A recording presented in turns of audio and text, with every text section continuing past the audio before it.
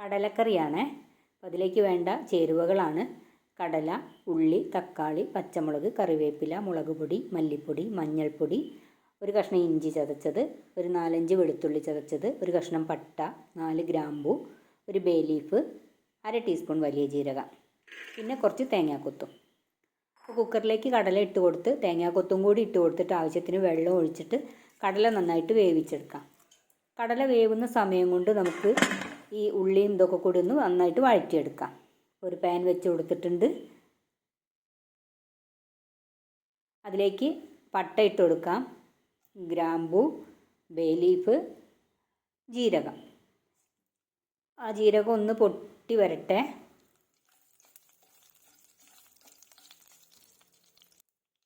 ഇനി അതിലേക്ക് ഇഞ്ചിയും വെളുത്തുള്ളിയും ഇട്ട് കൊടുക്കാം.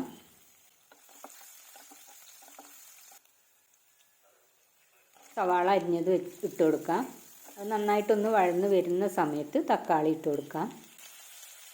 പച്ചമുളക് എല്ലാം കൂടി നന്നായിട്ടൊന്ന് വഴന്ന് വരട്ടെ. കറിവേപ്പില ആവശ്യത്തിന് ഉപ്പും കൂടി ചേർത്ത് കൊടുക്കാം കേട്ടോ. എന്നിട്ട് നന്നായിട്ടൊന്ന് വഴറ്റിയതിന് ശേഷം മൂടി വയ്ക്കാം. മൂടി വയ്ക്കുമ്പോൾ തീ കുറച്ച് വയ്ക്കുക.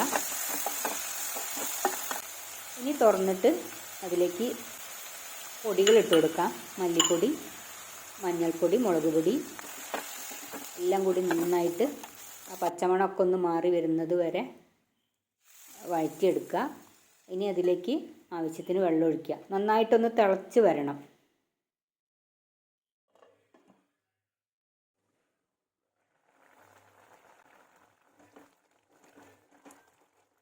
നന്നായിട്ട് തിളച്ചിട്ടുണ്ട്. ആ സമയം കൊണ്ട് നമ്മുടെ കടല വെന്തിട്ടുണ്ട് കേട്ടോ. അപ്പോൾ അതിലേക്ക് ഒഴിച്ചു കൊടുക്കാം. ഈ മസാലക്കൂട്ട് കടലയിലേക്ക് ഒഴിച്ചു കൊടുക്കാം. എന്നിട്ട് നന്നായിട്ടൊന്ന് ഇളക്കി കൊടുക്കുക.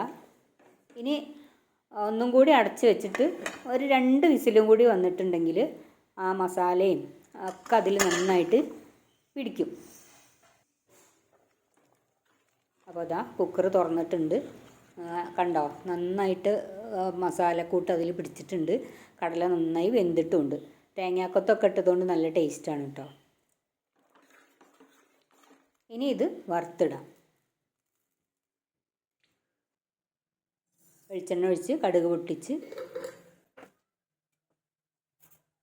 അതിലേക്ക് വറ്റൽമുളക് പൊട്ടിച്ചിടാം. കറിവേപ്പിലയും ചേർത്ത് കൊടുക്കാം കേട്ടോ.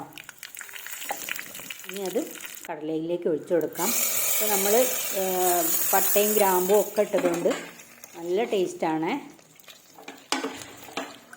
ഇങ്ങനെ വെക്കാത്തവരാണെങ്കിൽ ഒന്ന് ട്രൈ ചെയ്ത് നോക്കൂ, അഭിപ്രായങ്ങൾ അറിയിക്കൂ കേട്ടോ.